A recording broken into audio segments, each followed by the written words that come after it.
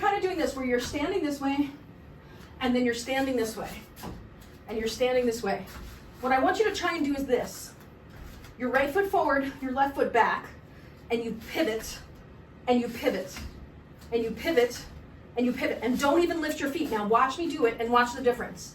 It kind of goes a little bit more smoothly. Boom, boom, boom, boom, boom, boom, boom, boom, boom, boom, boom, boom, boom, boom, boom, boom.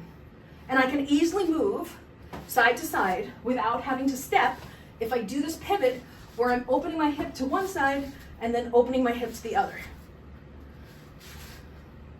And you see how my foot is never fully lifting the ground. This is one way where I have my overhand on my right. But now watch, I can turn and now my overhand is on my left.